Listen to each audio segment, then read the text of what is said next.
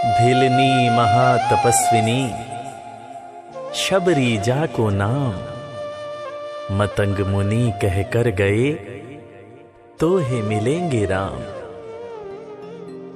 सोने की चिड़िया मां भारती और सत्य सनातन धर्म के सबसे आदर्श पुरुष मर्यादा पुरुषोत्तम भगवान राम, जो वर्षों की तपस्या के बाद ऋषि मुनियों को भी नहीं मिलते, मगर एक भीलनी शबरी के घर स्वयं चल के आके न सिर्फ दर्शन देते हैं बल्कि उस भीलनी के जूठे बेर भी खाते हैं। और बाबा तुलसी ने क्या खूब कहा है कि प्रबल प्रेम के पाले पड़कर प्रभु का नियम बदलते देखा, अपना मान भले टल जाए भक्त का मान न टलते देखा। भाव नहीं तो कुछ भी नहीं है, लाख करो गुणगान, भाव के भूखे हैं भगवान, भाव के भूखे हैं भगवान।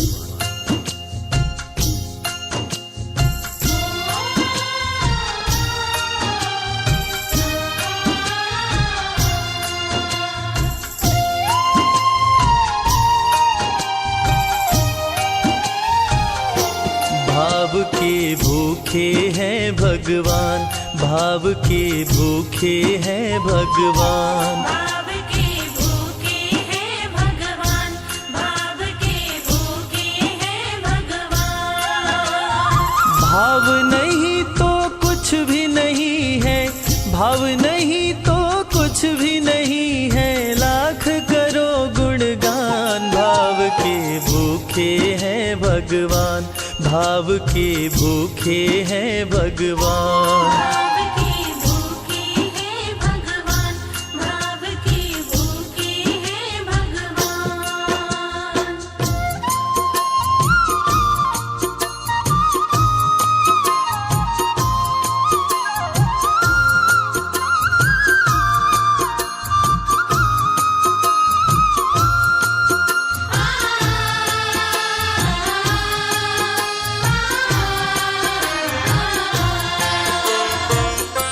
एक थी शबरी भक्तन, न्योछावर करके तन मन, मतंग मुनि के संग में करती थी प्रभु का कीर्तन।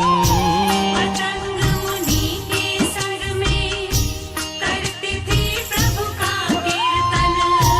बागों से चुन चुन लाती, प्रभु को फूल चढ़ाती, गंगा के पावन जल से रोज स्नान कराती। गंगा के पावन जल से रोज स्नान कराती। चरण धो के श्री राम का करती, चरण धो के श्री राम का करती, चरणामृत का पान। भाव के भूखे हैं भगवान, भाव के भूखे हैं भगवान। भाव के भूखे हैं भगवान, भाव के भूखे हैं भगवान।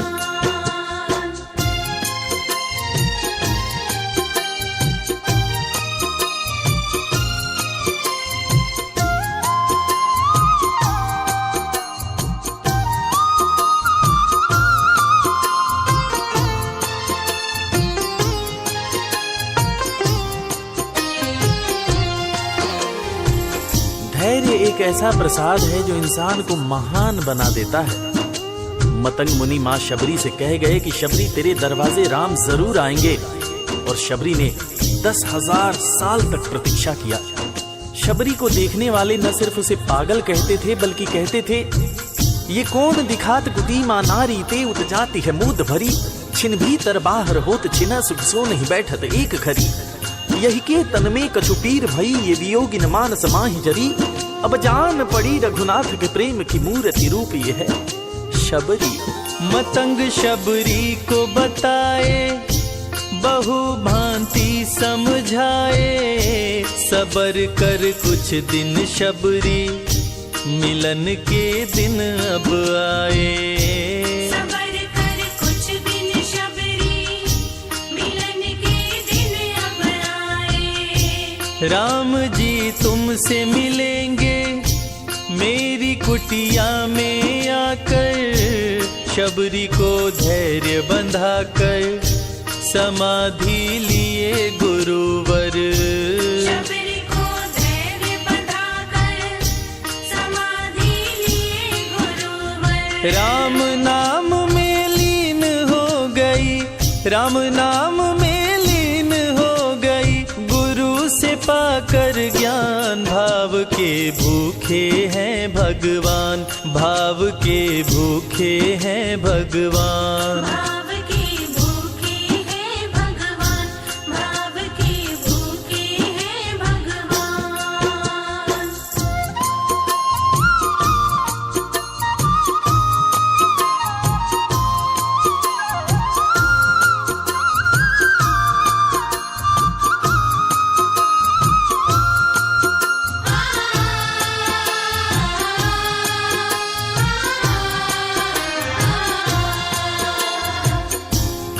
मां शबरी के गुरु महामुनि मतंग जब अपने नश्वर शरीर का त्याग कर रहे थे, तब मां शबरी ने उनसे पूछा, हे गुरुवर, मुझे मेरे राम कहाँ मिलेंगे? इस पर महामुनि मतंग ने शबरी को जवाब दिया कि शबरी, अरे दुनिया राम को ढूंढती है, मगर तू तो ऐसी खुशनसीब है कि तेरे दरवाजे राम स्वयं चलकर आएंगे। मां शबरी को अपने गुरु की बातों पर अटूट विश्वास हो गया। मां शबरी हर रोज राहों पर फूल बिछाती थी, चुन चुन कर मीठे बेर चख चख कर इकट्ठा करती थी, ताकि मेरे प्रभु श्री राम जब आएंगे तो बड़े प्यार से इसका भोग लगाएंगे। राहों पर फूल भी बड़ी सावधानी से शबरी मां बिछाती थी। शबरी मां सोचती थी कि मेरे गुरुवर कह के गए हैं कि मेरे घर मेरे राम जरूर आएंगे। शबरी मां राहों पर दूर दूर तक फूल बिछाती कि प्रभु श्री राम के पैर में कहीं कोई कांटा न चुभ जाए। राह पे फूल बिछाती, वो मीठे बेर को लाती, मेरे प्रभु राम आएंगे, नैनों में सपने सजाती।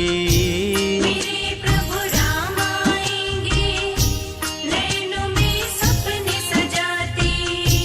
राम से प्रीत लगा के वो निश दिन राम पुकारे, उमरिया बीती जाए रे कि अखियां पंथ निहारे।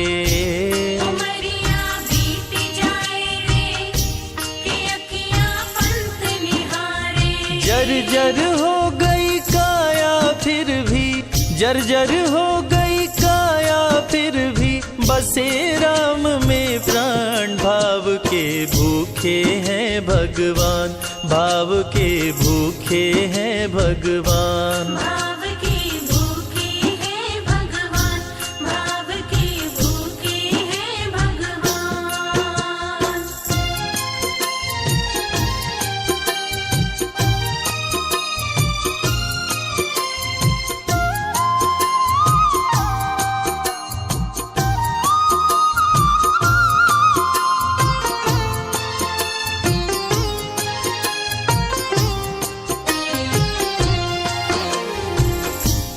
समय समय के साथ बीतता गया। मां शबरी अब बूढ़ी हो गई। मां शबरी की उम्र जैसे जैसे बढ़ती गई, प्रभु श्री राम के प्रति उसका प्यार और भी ज्यादा गहरा होता गया। मां शबरी जो इस जन्म में तो भीलनी हुई थी, मगर अपने पूर्व जन्म में वो एक बहुत बड़े राजा की रानी थी।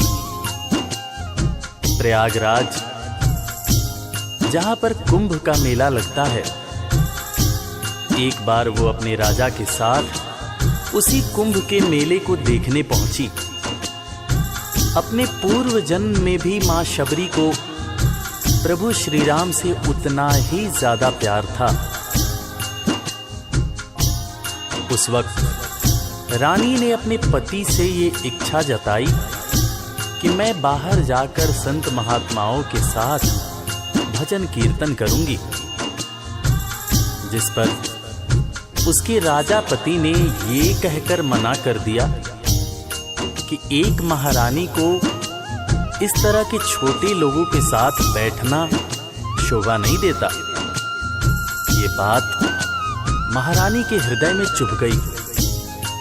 महारानी ने गंगा के पानी में जाकर अपने प्राण त्याग दिए और ईश्वर से कहा, हे मेरे प्रभु, हे मेरे राम, इस जन्म में तो आपने मुझे बहुत खूबसूरत बनाया है, अगले जन्म में चाहे मुझे कुरूप बना देना। इस जन्म में आपने मुझे उच्च कुल में जन्म दिया है, अगले जन्म में चाहे तो मुझे भीलनी बना देना। मगर हे प्रभु, मेरा अगला जन्म जब भी हो, मुझे ये सौभाग्य जरूर देना कि मैं तुम्हारे नाम को जपूं, मैं तुम्हारा नाम लूं, मुझ पर कोई बंधन न हो। वो राजकुमारी अगले जन्म में माँ शबरी बनी, वही माँ शबरी जो कुटिया में प्रभु श्री राम की राह देख रही थी। वो सुंदर आसन लगा के, स्वच्छ कुटिया को सजा के, राह आंचल से बुहारे, प्रभु का ध्यान लगा के।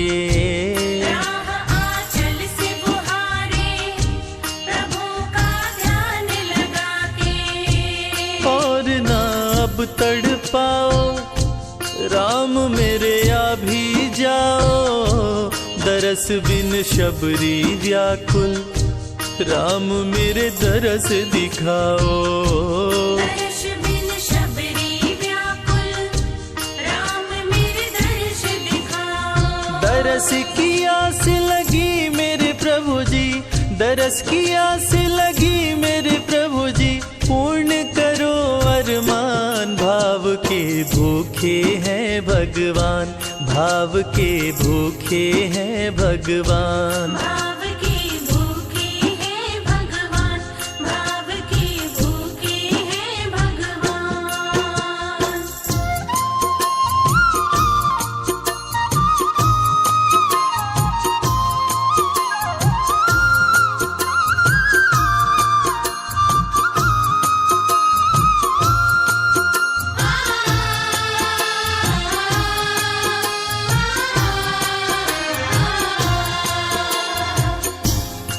अजगर करे न चाकरी, पंछी करे न काम, दास मलूका कह गए सबके दाता राम। और हम सबके परम पूज्य बाबा तुलसीदास ने रामचरितमानस में भी कहा है, राम से बड़ा राम का नाम। और यही काम माता शबरी दिन रात कर रही थी। बस वो एक ही बात बार बार बोले जा रही थी कि मेरे राम आएंगे, मेरे राम आएंगे। वो हर वक्त हे राम बोलती रहती थी। प्रभु श्री राम जब अपने भाई लखन के साथ माता सीता की खोज में वन में दर दर भटक रहे थे, तो उनके कानों में ये आवाज गूंजी। उन्होंने अपने भाई लखन से कहा, प्रिय अनुज, ध्यान से सुनो। मेरी एक माता है जो वर्षों से मेरी प्रतीक्षा कर रही है। मैं भी अपनी माता को देखने के लिए बहुत व्याकुल हो रहा हूं। चलो अनुज, माता शबरी की कुटिया में चलते हैं। प्रभु श्री राम माता शबरी की कुटिया में आते हैं। माता शबरी की नजर जब प्रभु श्री राम के ऊपर पड़ती है तो माता की आंखों से खुशियों के आंसू धारा प्रवाह बहने लगते हैं। माता शबरी रो रो के कहने लगती है, मेरे राम आप आ गए, मेरे राम आप आ गए। आंसू भरी आंखों से मां शबरी प्रभु श्री राम और वीर लखन को देखे जा रही थी। दोनों हाथों को जोड़कर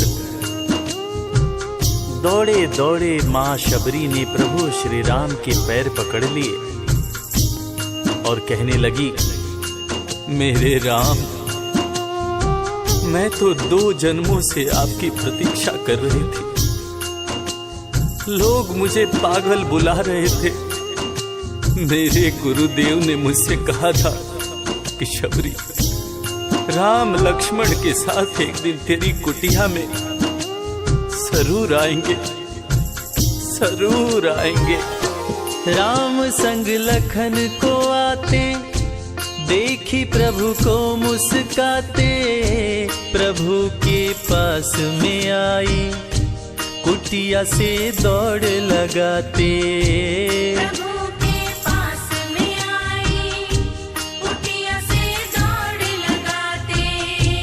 राम से मिलन हुआ जब, तो शबरी सुध बुध खो गई, प्रभु के पाँव पकड़ के भाव में विह्वल हो गई। प्रभु के पाँव पकड़ के भाव में विह्वल हो गई। खुशी के आंसुओं से पग धोए, खुशी के आंसुओं से पग धोए, भक्त न शबरी समान, भाव के भूखे हैं भगवान, भाव के भूखे हैं भगवान। भाव के भूखे हैं भगवान, भाव के भूखे हैं भगवान।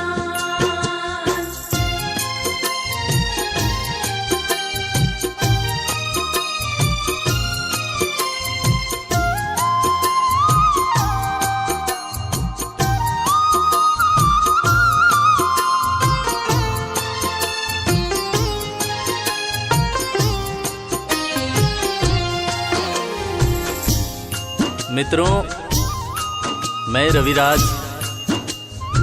आप सबको आज एक बात बताना चाहूंगा। वो बात जो मुझे मेरे गुरुदेव फरीद हसन खान साहब ने बताई है, और वो बात ये है कि ईश्वर को हमारी जरूरत नहीं है, हमें ईश्वर की जरूरत है। ईश्वर हमारे बिना भी पूर्ण है, मगर हम ईश्वर के बिना हमेशा ही अपूर्ण हैं। हम पैदा तो इंसान के रूप में होते हैं, मगर अंत में हमें उसी परमात्मा के पास जाना होता है। इसलिए हमें जीवन में हर वो कार्य करना चाहिए जो ईश्वर को पसंद हो, और ईश्वर को सिर्फ यही पसंद है कि हम नेक दिल बने, दयालु बने और सदैव ही अच्छाई के मार्ग पर चलें, चाहे कितनी भी कठिनाई क्यों न हो, और हमेशा अपने परमात्मा को याद करते रहें, चाहे ईश्वर के रूप में, चाहे अल्लाह के रूप में, गुरु नानक देव जी के रूप में, चाहे ईसा मसीह के रूप में। जो भी इंसान ईश्वर को याद रखता है, वो कभी जीवन में किसी का बुरा नहीं कर सकता। बुरा करना तो दूर की बात है, वो किसी का बुरा सोच भी नहीं सकता है। उसका मन हमेशा साफ और शांत रहता है। मन हो गर निर्मल संजय, प्रभु जी दौड़े आते, प्रसाद की बात करें क्या, वो झूठे बेर भी खाते। प्रसाद की बात करें क्या, वो झूठे बेर भी खाते। बात है सच्ची लेकिन हम सब, बात है सच्ची लेकिन हम सब इससे हैं अनजान। भाव के भूखे हैं भगवान, भाव के भूखे हैं भगवान। भाव के भूखे हैं भगवान, भाव के भूखे हैं भगवान। भाव नहीं तो कुछ भी नहीं है, लाख करो गुणगान। भाव के भूखे हैं भगवान। भाव के भूखे हैं भगवान, भाव के भूखे। इस कथा के लेखक पंडित संजय तिवारी जी, साउंड इंजीनियर श्री कैलाश डंडरियाल जी, मैक्स स्टूडियो दिल्ली, संगीतकार लवली शर्मा, मैं आपका अपना रविराज और वीर म्यूजिक परिवार की तरफ से आप सभी को कोटि कोटि प्रणाम करता हूँ। किसी भी त्रुटि के लिए हम क्षमा प्रार्थी हैं। बोला भक्त और भगवान की